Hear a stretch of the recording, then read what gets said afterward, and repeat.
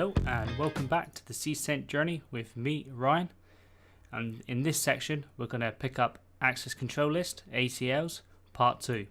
This video contains a lot of information and it's going to be a little bit longer than normal. Hopefully this is okay.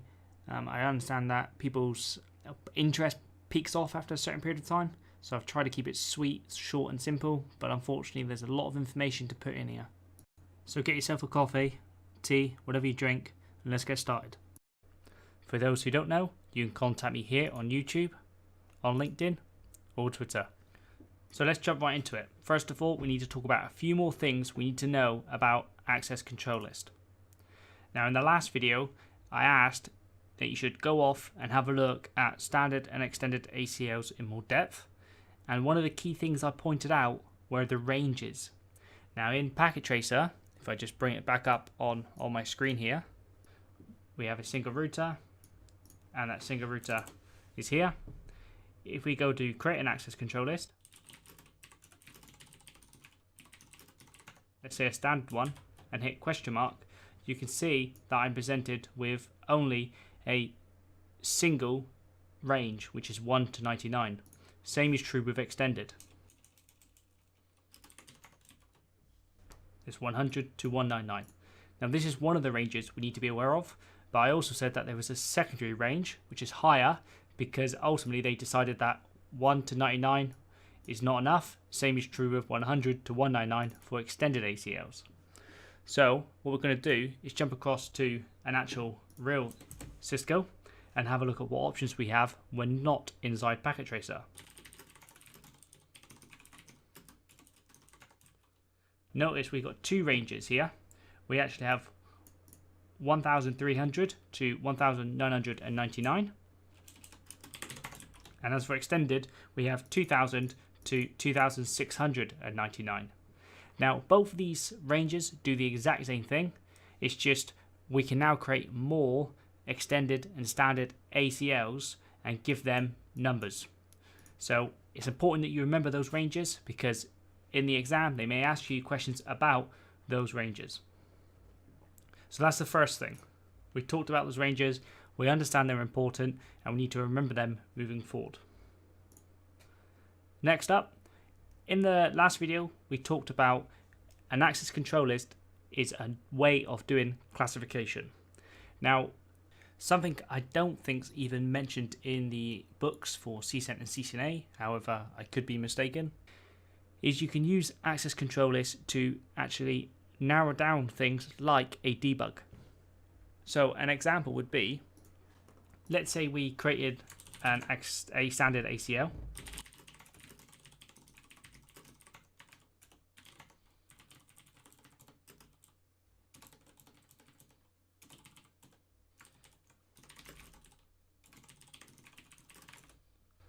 And we can see that this standard ACL matches anything for the 192.168.0/24.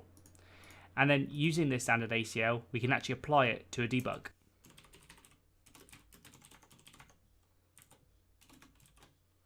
Because you can see here that you can put an access list against a debug command. Now, debugging is something that you wouldn't really go into too much at the CCENT, and I think you brush over it briefly in the CCNA. But debugging is a way that you can actually debug what's happening with the Cisco.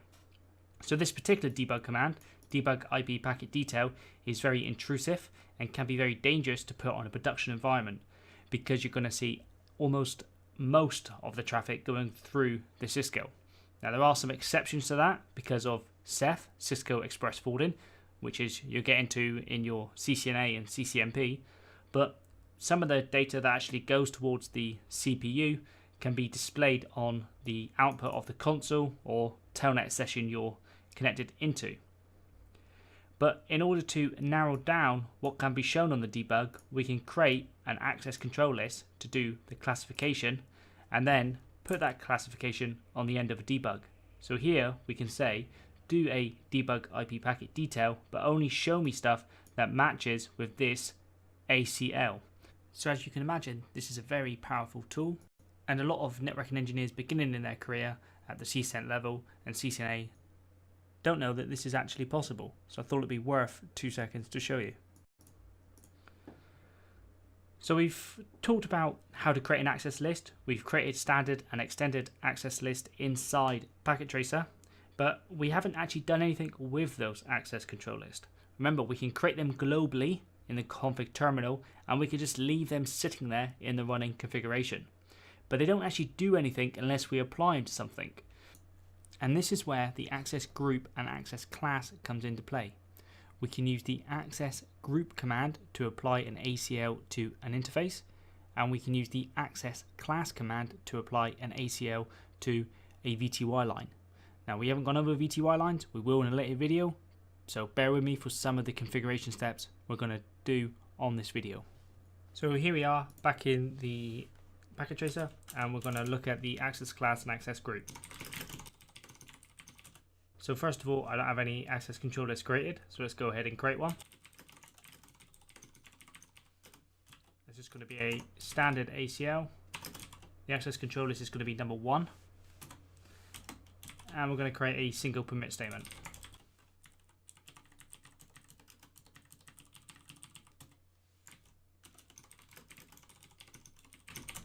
So you can see here, the access control list is called number 1.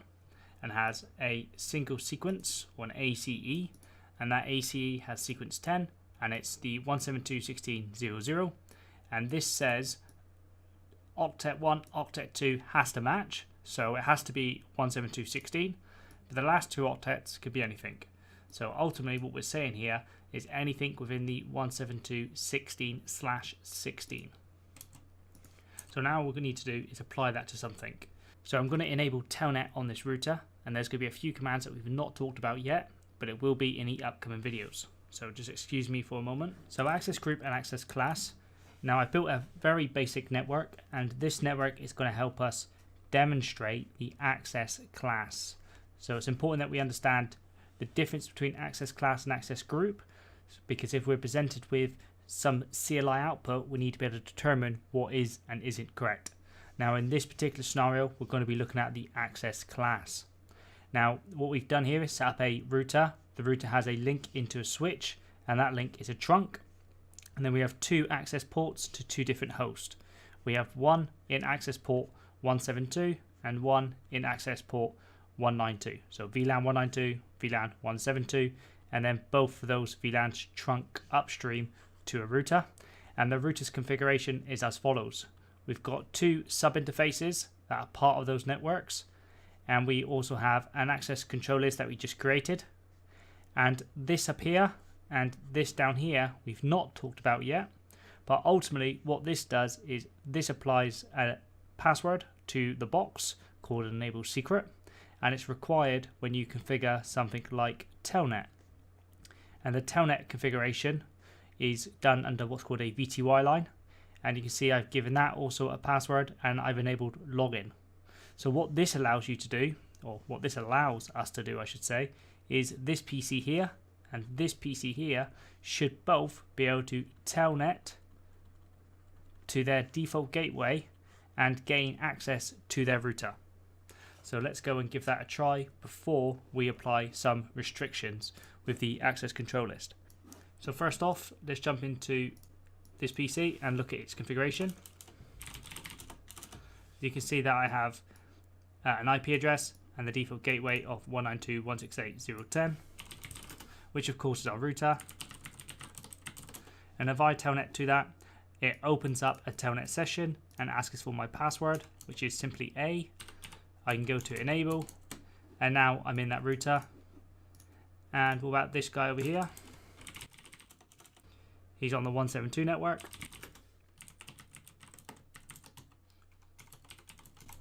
And again, he can also get into that router. So anyone, anywhere can get into this router because I've not locked down the VTY configuration. Now if I look at the access control list we've got, you can see it's the 172.16.00/16. So let's go ahead and apply that. So notice I'm going to go into the VTY and I get the option for access class. So this is one of the key words here, access class. And it's asking us what access list we want to apply. Is it a particular name, or was it assigned a particular number? Well, in this case, we assigned it number 1. So on the end of this, we type 1. And then it's asking, do you want us to filter inbound connections or outbound connections? Well, in this case, it's inbound because we're telnetting into the router. So now what we have is the access control list applied to the VTY, which controls the telnet or any remote sessions like SSH, using the keyword access-class. So not access group, that's for something else. It's access class. And access class says before you allow someone to log in, look at access list 1 and look at the entries. There's only one entry that says only allow this subnet. Now one of our PCs, which is the PC on the right, is inside that subnet, but the PC on the left is not inside that subnet. So let's go back, exit, and can it telnet? Yep. Over here, exit, and can it telnet? No. Refused by remote host. So that is using an access control list 1, against the telnet configuration using the access class to lock down the router. Moving on, we have another network here, and this network is to help us understand access group. So here on the right hand side we have 2 hosts.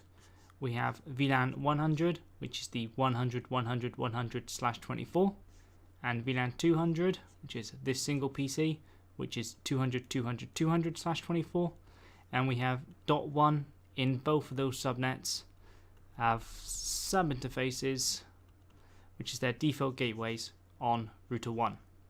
So that means that this switch has a trunk upstream and access ports downstream. Router 1 connects into a switch. This switch is purely running VLAN 1, so nothing's even be configured on this switch. It's only used to increase the broadcast domain for these 3 devices, so they can all live inside a /29. And of course, this is where server 2 sits, in between router 1 and router 2. And on the far side, we also have server 1, and server 1 lives in a 172.16.00/30 between 1 and 2. So relatively basic network, but the idea behind this network is to try to understand where we can put ACLs in order to prevent communication between the 2 servers in question. Now at the top left, I've got some questions. First question, what is an access group? Well, you notice we just seen access class, and what we done was we created an ACL, and that ACL was called number 1, and inside that ACL it had a single ACE to allow a single network, and then we applied that to a VTY line. Well, in this instance, what we're going to do is create an ACL, but we're going to apply it on the actual interfaces of the routers using the command access group. And the first thing that we want to do in this scenario is question 2, which is create a standard access control list to block 100/100/100/24 from reaching server 1, but not server 2. So first of all, we need to understand where the source is 100/100/100/24, which is ultimately this PC, and we need to stop it from being able to reach server 1, but we do want it to be able to reach server 2. Now the problem we've got, I say problem, more of a challenge, is we have to only use standard access control lists. Now a standard access control list can only match based on source and apply a permit or a deny. Now because of that, we need to think very carefully of where we apply this access control list. Now have a think, if we're on router 1 and we create an access control list to block 100/100/100/24, and we apply that, let's say, on the inbound or outbound interface of router 1, what's going to happen? Well, when traffic from this host originates into the network, it matches these ACLs and it's instantly blocked. The problem is that will block us from having access to server 2 and block us from having access to server 1.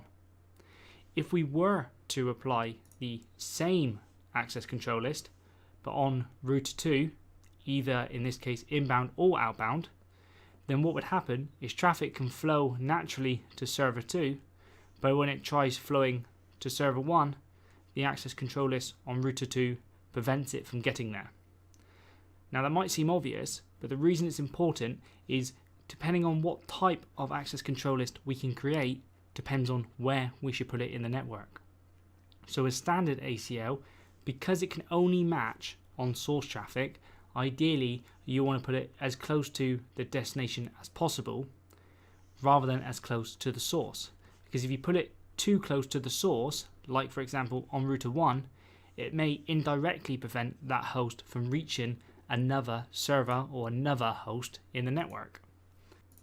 Now if this question said extended, where do you think we would put the access control list now? Would we still put it over here on router 2? Now we could put it on router 2, and rightly so, it will still do the task at hand. But now we could put it on router 1, because not only can we match based on source, but we can also match based on destination. So we can say something like, if you are coming from this network and you're going to this network, you're not allowed. But if you're coming from this network and you're going to this server, then you are allowed. Now if we have that kind of logic, you may think, well surely it doesn't matter in the network where you put an extended ACL, because the logic of both the destination and source can be applied anywhere. However, it's always best practice to put extended ACLs as close to the source instead of close to the destination, which is the opposite of standard access control list. Now the reason for that is because if we can put it inbound on gig 01 and we can stop the traffic there, then we don't utilize this link with traffic that we know is going to be dropped at router 2. Because why have, let's say, 10 megabits of traffic going across this link trying to reach server 1 when we know the PC up here is not allowed to reach server 1? Why wouldn't we just stop it on the first interface we can in order to prevent traffic from flowing and being dropped elsewhere? So before we start going in and controlling the access, let's confirm that we do have reachability.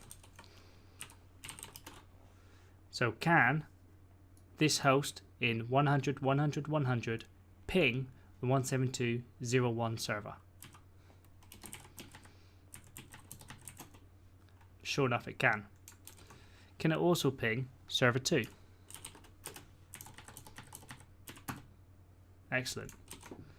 So we know that at the moment this PC inside the 100, 100, 100 network can reach everywhere on the network, and we want to block it from reaching server 1, but we don't want to block it from reaching server 2. So let's go on to router 1 and create an access control list and apply it inbound on gig 01. So first up, let's create that ACL.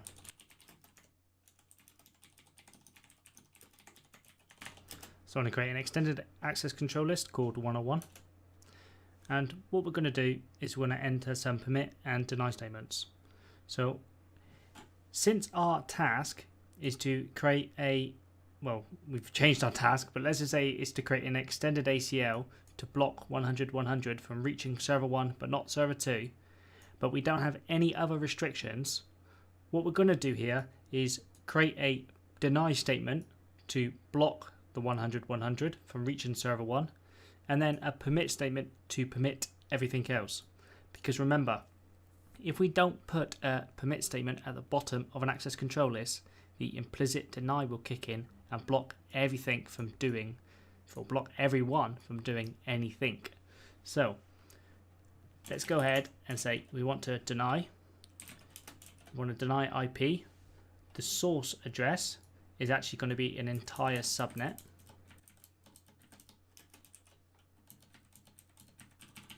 So you have an option here to type host, and then you can put in a single IP. But since I just typed the actual source address in, it then asked me for the wildcards. So it knows this is a /24. And now it's asking for the destination host or network. So if I do host, that will block it from going to the server. But what we want to do is actually block the entire subnet.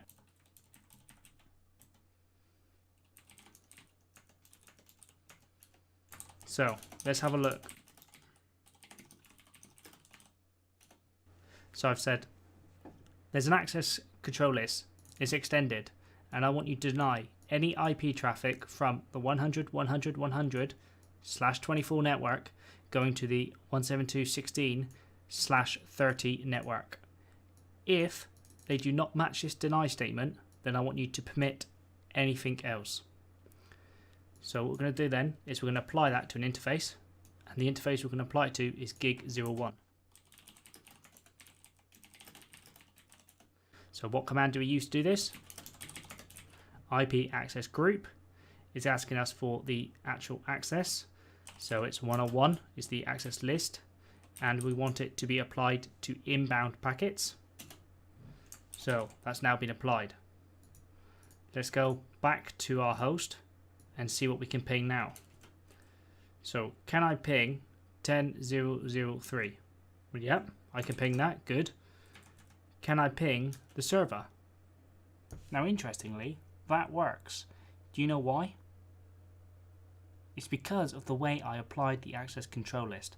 Notice I applied it to the physical interface and not the sub interfaces. Because we're using VLANs, traffic will come in on the sub interfaces, and therefore we need to apply the access list there and not on the physical interface. So let's have a look at the configuration, and you can see that that access control list lives on the physical interface.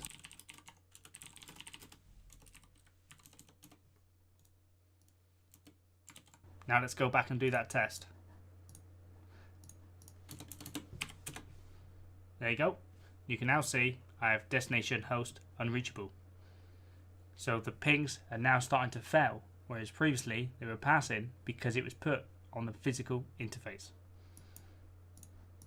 However, do we think that the traffic down here would still be successful? Well, let's go ahead and try to ping it. As expected, we can. So traffic in the 200 can actually reach the final destination, but packets coming from the 100 VLAN cannot. So what I want you to do now is go away, build the network, and use a standard access control list and see what would happen when you apply it here versus when you apply it here. And then the same is true with extended. It's important that you understand the difference between them and where you would put them inside your network. Now for those who are going to ask me for a copy of this packet tracer configuration, I suggest that you go and build the network yourself. Now it looks a very simple network, but it will practice your access VLANs, how to create trunks, how to get the routing between router 1 and router 2 working. So it's going to actually go back and reinforce the knowledge that we've done so far throughout the course. It's important, even though it seems tedious, to go and build these networks yourself in Packet Tracer rather than me giving you the configuration. Back to the PowerPoint. What if the wildcard falls within an octet, i.e. a /27? So far we've talked about 0 and 255, but we haven't talked about what happens if we have a /30 or a /27 and we need to find the wildcard for that. Now you've seen just now when I created an access list, I used the wildcard 0003 to represent a /30, but how did I actually work out that 003 was used for a /30? Let's go and have a quick look at that. So what if my wildcard falls in a /27? So a prerequisite of understanding wildcards is to be able to subnet efficiently. Now the most important part of subnetting to understand wildcards is how to put a subnet mask from a decimal value into binary and then from binary into decimal. So if you can do that efficiently, then you can work out wildcards efficiently. So what do I mean by that? Well, /27, we know that a subnet mask of a /27 is 255.255.224. And we know that a wildcard is the opposite of subnet mask, as mentioned previously. So that means we need to take all of our binary 1s and turn them to 0, and all of our 0s turn to 1. So you can see here, we got 255.255.255.0. Now we know 255 in binary is all turned on, so the opposite of that would be to turn them all off. And as for the last octet, what you should know is 224 in binary is actually this, and the opposite of this would be, and then if we put the opposite back into decimal, we're actually left with 31. Now, if you don't know how to do this, go back and watch the subnetting videos. I'll give you another example. Let's say 255, 255, 255, 252. So this is a /30. And if we get a /30 and we work out what it is in binary, we know again the opposite of all 1s is 0s, and this guy in binary is going to be, of course, 1, 2, 3, 4, 5, 6, 7, 8. And flipping it around, we're going to have 1, 2, 3, 4, 5, 6, like so.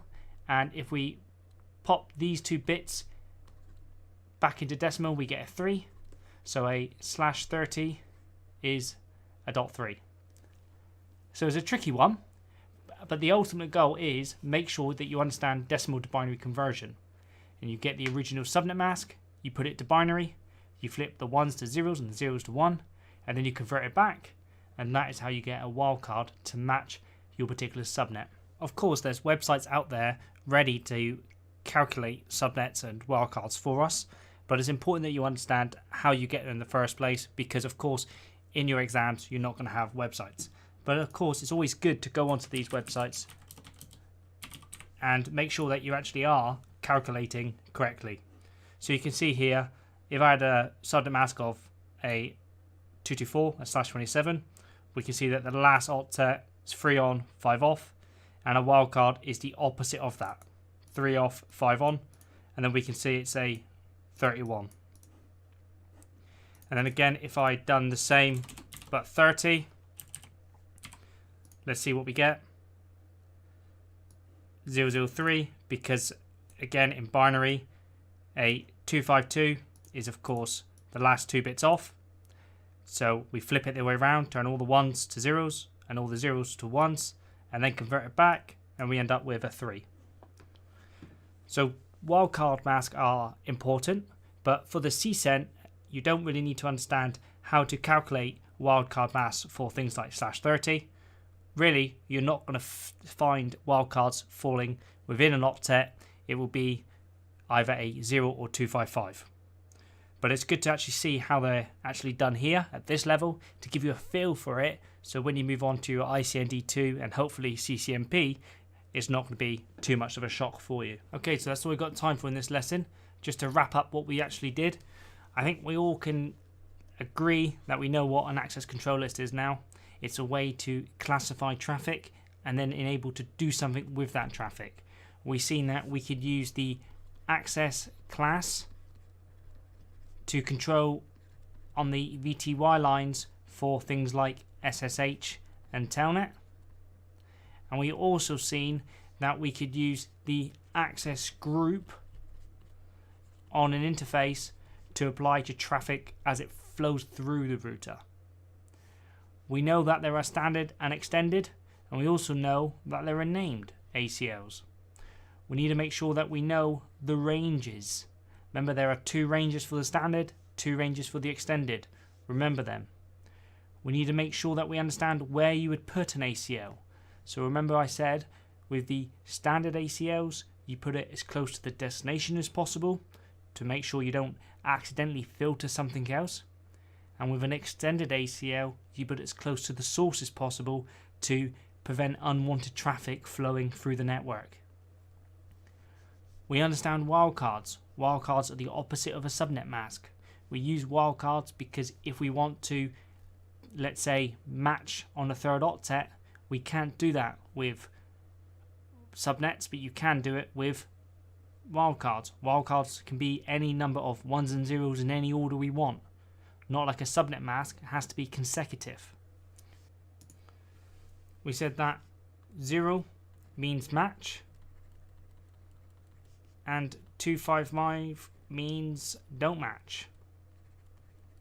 Or in other words, I don't care. So again, if we had something like 000255, this means the first 3 octets need a match, but the last octet can be anything. So it's important that you understand the difference between 0 and 255. Now within octets, like when I showed you about the /27 and the /30, I would say that's outside the scope of the CCENT, but it's nice to see that, because sometimes seeing over the fence and seeing what's about to come up helps you understand the basics. But if it confuses you more, then just forget about it. Don't get too worked up in wildcards, just know it at this point as the 0 and the 255. And the last and most important point is to go and do it. I didn't want to give you the packet tracer configuration files because I want you to go and make the packet tracer file. Make sure you understand trunks, access ports, sub interfaces, and anything else you want to put in place, like routing. Use RIP, use static routing, do anything to build a network. Make sure you understand how to set up a server in packet tracer. All these lead to you understanding and confirming that you know something.